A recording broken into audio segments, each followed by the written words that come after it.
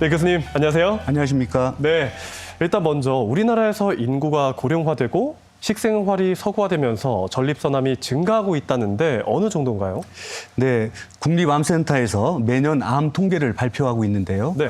2년 전 통계를 발표하고 있습니다. 2023년 12월에 발표된 2021년 국가암 통계를 보면 전립선암은 남성암 중 13%를 차지하고 있으면서 네 번째로 많은 남성암이었습니다. 전립선암의 증가 추이를 볼 때 2023년에 이미 남성암 중 가장 많이 발생한 암이 전립선암으로 추정되고 있습니다. 실제로 네. 저희 병원 암 통계를 보면 2023년에 전립선암이 가장 많이 남성에서 발생한 암이었습니다. 그렇군요. 근데 이렇게 전립선암이 많이 발생하고 있는데 상대적으로 다른 암에 비해 관심을 덜 받는 이유가 무엇일까요? 네, 그 전립선암의 발생이 최근 10년 사이에 급격히 증가한 점이 있습니다.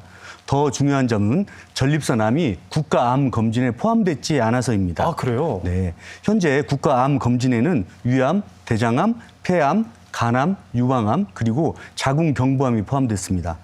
여성에서는 유방암과 자궁경부암이 들어가 있지만 남성에서는 전립선암이 포함되어 있지 않습니다. 그러니까요. 그렇다면 이 전립선암이 국가암 검진에 왜 포함되지 않고 있나요? 네, 그 유럽과 미국에서 이루어진 대규모 국가암 검진 연구에서 상반된 결과를 보여서인데요. 그렇군요. 네, 미국에서 시행된 대규모 국가암 검진에서는 전립선암 사망률을 낮추지 못했고, 그러나 유럽에서 시행된 대규모 암 검진에서는 전립선암의 사망률을 낮추었다고 발표했습니다. 네. 그래서 이제 이러한 대규모 암 검진에는 비용이 들어가기 때문에 그렇죠. 국가에서는 확실히 효과가 있는 이런 암에 대해서만 국가암 검진을 해주려는 것 같습니다. 그러나 우리나라에서는 아직도 전이된 전립선암의 발생 비율이 서구 나라보다 훨씬 높고 또 같은 암 중에 악성도가 높은 암이 훨씬 더 많이 진단되고 있어서 국가암 검진이 꼭 필요합니다. 그래서 저희 대한비뇨의학회와 대한비뇨기 종양학회에서는 이런 연구를 토대로 데이터를 축적하고 있고 정부에 지속적인 요구를 하고 있습니다. 네, 확실히 전립선암도 국가암 검진에 속해 있어야 되겠다 이런 생각이 듭니다. 네, 그렇다면 다시 처음으로 돌아가서 이 전립선은 어디에 있고 어떤 역할을 하는 기관인가요? 네, 그 전립선은 남성에게만 있는 생식기관입니다. 전립선에서는 유백색의 전립선액을 만들고 분비합니다. 전립선은 방광 바로 아래 위치하고 있고 요도를 감싼 형태로 있고요. 앞쪽으로는 치골이 있고 뒤에는 직장이 있습니다. 그래서 전립선이 커지게 되면 요도를 압박하게 되니까 하부 요로 증상이 생겨서 환자분들이 불편하게 되는 게 됩니다. 그 정액은 정자, 전립선액, 정낭, 요도 분비물로 구성되어 있고 그중에 전립선액이 약 30%를 차지하게 됩니다. 전립선액은 정자에 영양을 공급하고 사정한 후에 정액이 굳지 않도록 하여 정자를 생존시키고 활성화하는 중요한 역할을 합니다. 확실히 남성에게 정말 중요한 기관인데 이 전립선이라고 하면 보통 이 전립선 비대증을 말하는 경우가 많잖아요. 이는 전립선암과 다른 것인가요? 네, 전립선 비대증과 전립선암 모두 전립선 세포가 증식하는 질환입니다. 둘 다. 그런데 전립선 비대증은 양성 종양이고 전립선암은 악성 종양입니다. 그래서 전립선 비대증은 전립선 세포가 증식돼서 전립선이 커지게 돼서 하부 요로 증상을 일으키게 되지만 타장기로 전이되지는 않는 반면에 전립선암은 증식을 하게 되면 타장기로 전이돼서 생명을 위협할 수 있는 질환입니다. 네, 흔히 이 전립선암은 우리가 아는 암으로 생각하면 되겠네요. 네, 맞습니다. 암입니다. 알겠습니다. 이것도 궁금합니다. 앞서 저희가 전립선 비대증에 대해서도 이야기를 했잖아요. 이 혹시 전립선 비대증과 전립선암을 많이 헷갈려 하다 보니까 이 비대증의 증상은 어떻게 돼요? 네, 전립선 비대증은 훨씬 더 많은 질환이고요. 저희가 보통 세 가지 증상으로 나눌 수 있습니다. 그래서 소변을 보는 동안 생기는 증상, 그다음에 소변을 안 볼 때 생기는 증상, 그다음에 소변을 본 후에 생기는 증상 세 가지로 나누어가지고요.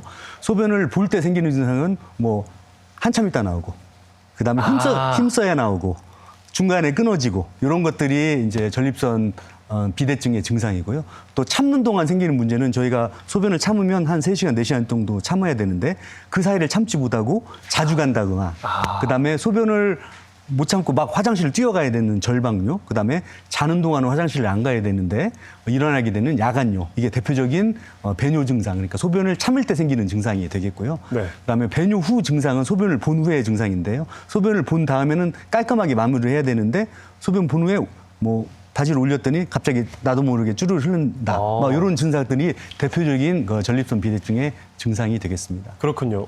또 제가 아는 지인분 중에서 음주를 했을 때 네. 이게 시원하게 잘 안 된다 이런 분도 있는데 혹시 관련 있나요?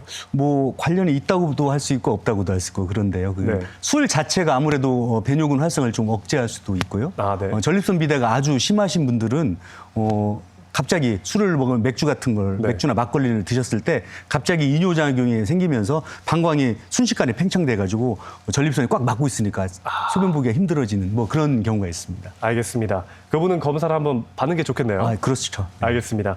또 제가 알기로 이 전립선 비대증이 이 치료 중에서 약물적 치료도 있고 수술적 치료도 있는데 좀 설명 부탁드릴게요. 네. 전립선 비대증의 치료는 최근에는 여러 가지 좋은 약물들이 많이 개발되고 있어서 상당히 많은 환자들이 약물 치료로 좋아지고 있습니다. 약물 치료는 크게 두 가지로 나눌 수가 있는데 하나는 전립선 요도나 전립선을 싸고 있는 요도를 확장시킬 수 있는 확장 약물, 그다음에 두 번째 약물로는 전립선 크기를 줄이는 약물이 있습니다. 그래서 네. 이런 두 가지 약물을 병행해서 사용하고 있습니다. 네. 혹시 제가 듣기로 이 전립선 비대증에 사용되는 약물이 탈모 치료제와 같다 이런 얘기도 있었는데 그건 무슨 얘기일까요? 네, 맞습니다. 아까 말씀드렸던 전립선 크기를 줄이는 약물이 저희가 이제 남성 호르몬에 약간 영향을 주는 그런 약물이거든요. 그래서 그 전립선 크기를 줄이려고 그 약물을 개발하다 보니 부작용으로 머리가 나서 그 탈모약으로도 똑같이 사용되고 있습니다. 그래서 이제 처음에 네. 나왔던 약물은 용량을 좀 낮춰서 5mg을 1mg로 낮췄던 거고요. 두 번째 약물은 용량을 똑같이 해서 전립선 비대증과 탈모를 같이 사용하고 있습니다. 네, 그렇다면 전립선 암의 증상은 어떤 게 있나요? 네, 아쉽게도 전립선암의 초기 증상은 없습니다. 그러나 증상이 있는 경우에는 이미 암이 많이 진행된 상태인 경우가 대부분입니다. 그래서 그렇군요. 특별히 이유 없는 뼈의 통증으로 응급실에 내원한 환자에서 검사 중 우연히 전립선암이 발견되는 경우도 있습니다. 뭐 가까운 부위가 아니라 다른 부위에서도요? 예, 맞습니다. 그렇군요. 네, 알겠습니다. 그렇다면 이 전립선암의 조기 진단은 어떻게 이루어지나요? 네, 대부분 하부 요로 증상으로 비뇨기과에 방문해서 검사 중 발견되는 경우가 많고요. 하부 요로 증상이요? 예. 네. 탁과에서 시행한 건강 검진에서 혈중 전립선 특이항원 PSA라고 하는 게 있는데요. 네. 이게 높아져 있어서 저희 과로 의뢰돼서 진단되는 경우가 대부분입니다. 그렇군요. 그렇다면 이 전립선암을 조기 진단하기 위한 검사법에는 또 어떤 것이 있을까요? 네, 초기 증상이 없기 때문에 검사로 인해서 조기 진단을 할 수 있는데요. 네. 전립선암을 조기 진단하기 위해서는 피검사인 혈중 전립선 특이항원, 그다음에 직장 수지 검사, 그리고 전립선 초음파입니다. 하부 요로 증상이 있어서 비뇨기과에 방문하게 되면 이 세 가지 검사를 거의 다 모두 하게 됩니다. 혈중 전립선 특이항원이 나이나 전립선 크기에 따라 다르긴 하지만 2.5에서 3.0 나노그램 퍼 밀리리터 이상인 경우이거나 직장 수지 검사에서 결절이 만져지거나 전립선 초음파에서 이상 소견이 발견되면 전립선 조직 검사를 시행하고 거기에서 전립선암을 진단하게 됩니다. 네, 그 조직 검사는 그렇다면 어떻게 하나요? 네, 이런 혈중 전립선 특이항원이 높거나 직장 수지 검사에서 이상이 있거나 전립선 초음파에서 이상 소견을 보이는 경우 조직 검사를 하게 되는데요. 먼저 전립선 초음파를 항문에 삽입한 후에 초음파로 전립선을 관찰하면서 12군데를 침생검을 하게 됩니다. 네. 그런데 이제 최근에는 조직 검사 전에 자기 공명 영상 MRI죠. 네. 자기 공명 영상을 촬영한 후 타겟 조직 검사를 하기도 하고 경직장이 아닌 회음부를 통해서 조직 검사를 시행하기도 합니다. 그렇군요. 또 이런 얘기가 있습니다. 전립선암은 다른 암에 비해서 순하다. 이제 고령에서 생기는 암은 그냥 둬도 된다. 이런 얘기가 있는데 실제로 어떤가요? 아닙니다. 조금 전 말씀드렸던 조직 검사에서 전립선암이 진단되면 글리슨 점수라는 것이 나오게 됩니다. 이는 미국의 병리학자인 글리슨 박사가 제안한 방식입니다. 암의 구조를 1단계에서 5단계로 나눈 후에 가장 많은 단계 2개를 합한 게 글리슨 점수입니다. 그래서 10점이 가장 악성도가 높은 암이고 2점이 가장 순한 암이었는데 최근에는 5점 이하는 보고를 하고 있지 않기 때문에 6점부터 10점까지가 보고됐고요. 그래서 이름을 글리슨 그레이드 1에서 5까지로 바꿨습니다. 네. 그래서 마찬가지로 5점이 가장 악성도가 높고 이 악성도가 높을수록 재발이 많고 전이가 빠른 암이 되겠습니다. 아, 그렇군요. 네, 나이가 많다고 해서 전립선암이 다 순한 건 아니고요. 이 글리슨 점수가 암의 악성도를 파악할 수 있는 가장 중요한 인자입니다. 또한 전립선암의 가장 중요한 예후 인자는 진단 당시 혈중 전립선 특이 항원, 그다음에 이 글리슨 점수, 그다음에 병기입니다. 그렇군요. 지금 병기 얘기해 주셨는데 그렇다면 병기 설정은 어떻게 이루어지나요? 네, 전립선암의 국소 병기를 파악하기 위해서 전립선 MRI를 시행하게 되겠고요. 네. 타장기 전이 여부나 림프절 전이를 여부를 알기 위해서 복부 또는 폐 CT를 촬영하게 됩니다. 또한 전립선암은 초기에 뼈로 전이를 아주 잘하기 때문에 전신 고울 주사를 시행하여 뼈 전이 여부를 판단하게 됩니다. 최근에는 전립선 암 세포에만 흡수되어 전립선암의 타장기 전이 여부를 초기에 판단할 수 있는 PSMA PET-CT를 시행할 수도 있습니다. 이러한 영상 검사에서 전립선 내에만 암이 국한되어 있고 림프절이나 타장기에 전이가 없으면 국소 전립선암, 그리고 전립선 피막을 침범하거나 주변에 있는 정랑을 침범하면 국소 진행성 전립선암이라고 하고 네. 원격 전이가 있으면 전이 전립선암이라고 얘기합니다. 일단 몇 가지 단계가 있다고 하셨는데 이 치료에 대해서 알아보겠습니다. 이 국소 전립선암은 어떻게 치료하게 되나요? 네, 전립선암의 치료를 결정하는 것은 단순히 병기만 가지고 하는 것은 아닙니다. 물론 병기가 가장 중요한 인자긴 한데요. 네. 전립선암 환자의 나이가 다 고령인 경우가 많고 환자가 전신 상태가 안 좋은 경우가 많기 때문에 환자의 나이와 환자의 전신 상태를 고려해서 치료 방법을 결정하게 됩니다. 네. 그리고 각각 치료의 장단점이 다 다르다 보니 환자와 치료의 장단점을 충분히 설명하고 토의한 후에 결정하게 됩니다. 그렇군요. 네. 국소암의 치료는 대기 관찰요법, 능동적 감시, 수술적 치료, 방사선 치료가 있습니다. 근데 그래도 암인데 대기 관찰이나 능동적 감시를 할 수가 있나요? 예, 그렇습니다. 이 환자나 보호자분들이 가장 걱정하는 부분입니다. 우리나라 환자분들은 암을 가지고 있다는 점을 잘 견디지 못해서 이 네. 치료를 선택하는 게 쉽지는 않습니다. 그러나 고령이면서 다른 질환을 동반하고 있는 경우에는 전립선암으로 돌아가실 가능성이 매우 낮기 때문에 증상 치료만 하면서 관찰을 하는 경우도 있습니다. 전립선암의 자연사가 다른 암에 비해서 길기 때문에 선택적으로 시도해 볼 수 있습니다. 능동적 감시는 대기 관찰과는 조금 다른 개념인데요. 네. 50대에서 60대 젊은 환자들 중에 저위험군의 전립선 환자에서 주기적으로 피검사와 영상검사, 조직검사를 하고 이를 통해서 임상적으로 유의미한 암으로 바뀔 경우에 적극적인 치료를 하는 방법입니다. 이는 수술적 치료가 지니고 있는 삶의 질 저하가 실은 환자들이 선택해 볼 수 있는 방법입니다. 네. 서구에서는 많이 시행되고 있고요. 국내에서는 신중하게 선택하는 편입니다. 네. 이 나머지 치료법이 이 방사선 치료 그리고 수술적 치료가 있었는데요. 이 국소암에 가장 활발하게 시행되고 있는 방법은 아무래도 수술적 치료일 것 같은데 맞나요? 예, 맞습니다. 네. 예, 근치적 전립선 절제술은 전신 마취를 하고 전립선, 정랑, 골반, 림프절 절제술을 같이 하는 겁니다. 아, 네. 환자분들은 암 있는 분만 부분적으로 절제하는 이렇게 물어보시는 경우도 있는데요. 그건 아니고요. 전립선 전체를 다 절제하는 겁니다. 또한 저위험군 환자에서는 골반 림프전 절제술을 생략하는 경우도 있습니다. 아, 그렇군요. 일단 제가 개인적으로 궁금해지는 게 이 수술 이후에 그 성생활은 정상적으로 가능한가요? 많이 힘들어질 수가 있고요. 그래서 네. 환자분들이 가장 걱정하는 게 그런 네. 점입니다. 그래서 이 모든 수술은 합병증을 다 가지고 있는데요. 네.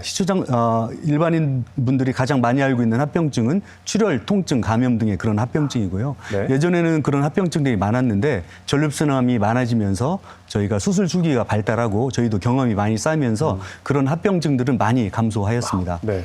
그러나 이제 환자분들이 가장 걱정하는 것은 말씀하셨던 것처럼 발기부전, 네. 요실금 이 예. 후기 합병증이 가장 중요한 합병증입니다. 환자의 나이가 대부분 60대 이상인 경우가 많기 때문에 그렇지 않아도 발기력이 많이 떨어지는 상태에서 전립선 수술을 하게 되면 전립선 주변에 있는 신경혈관이나 이런 것들이 손상을 받기 때문에 발기부전이 생기는 경우가 많습니다. 네. 그래서 수술 전에 성적으로 왕성했던 분들도 한 20%, 30% 정도가 발기가 되고요. 네. 아무래도 연세가 많으신 분들은 잘 안 돌아오는 경우가 많습니다. 그렇군요. 네. 네. 요실금은 일상생활에 더 지장을 주는 합병증인데요. 수술 시 관략근의 손상을 받을 수 있기 때문에 요실금이 발생하는데 이것도 마찬가지로 시간이 지나면서 호전이 되긴 하지만 90% 환자에서는 기저귀 한 장 이내로 좋아집니다. 그러나 힘을 쓰거나 쪼그리거나 재채기 할 때 한두 방울 흘러나오는 것은 남아있을 수가 있고요. 요실금이 호전되더라도 빈뇨나 절박뇨 같은 배뇨 증상이 남아있는 경우는 꽤 있습니다. 이런 요실금과 발기부전은 환자의 나이가 젊을수록 변기가 낮을수록 그다음에 로봇 수술을 한 경우에 회복이 훨씬 빠른 걸로 알려져 있습니다.